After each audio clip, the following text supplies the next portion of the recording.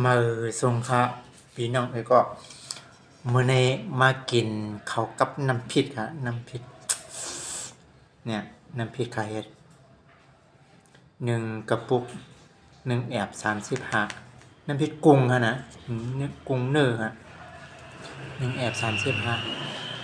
3แอบ100ค่ะมื้อนี้ข้าได้มากินนี่นะครับเอาโกอย่างนี้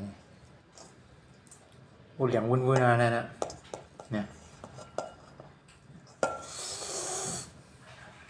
มาครับพี่น้องกินข้าวกินกับแกงมื้อนี้กินกับแกงมื้อนี้มีแกงครับอืม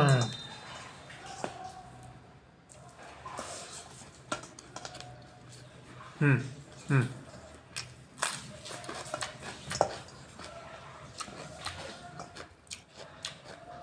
เอาโกลอกเขาเนี่ยกินครับเนี่ยแค่แบบ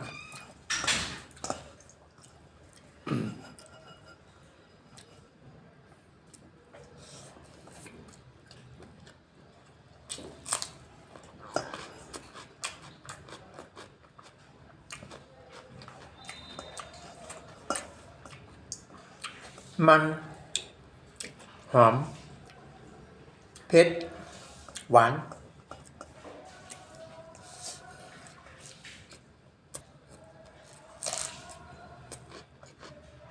อืม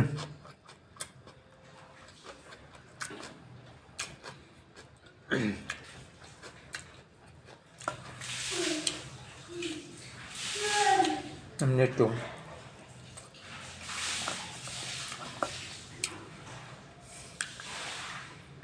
กินข้าวจังในอร่อยเลยนะ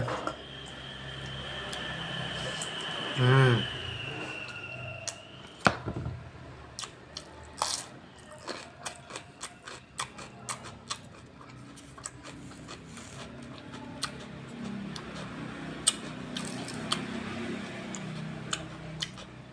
เดี๋ยวป้อสองดาบก็กุ๊บเขาอย่างนี้ก็มักเพชรก็ได้4-5ดาวนะ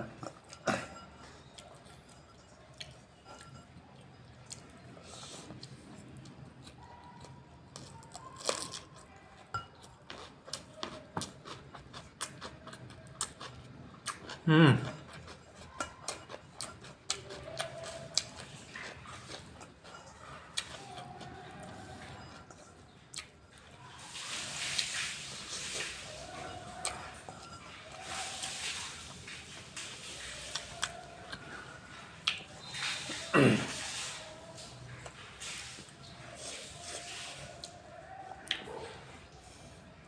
เพชร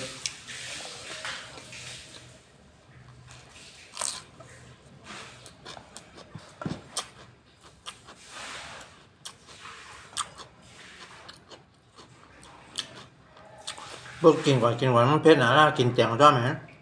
เพชรหายแลบกันนะน้อง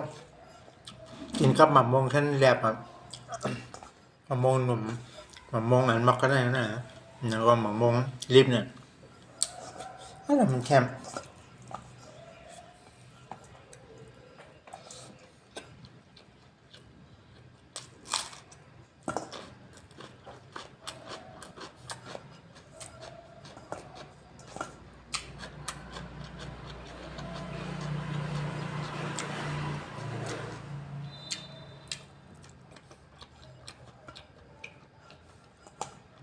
กำกันหมดแล้ว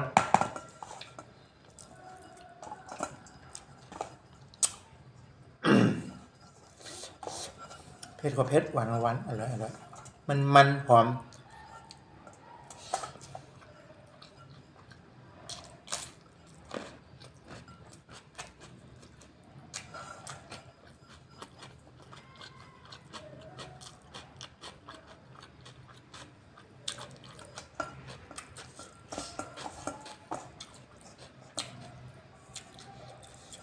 อ๋อเลยครับ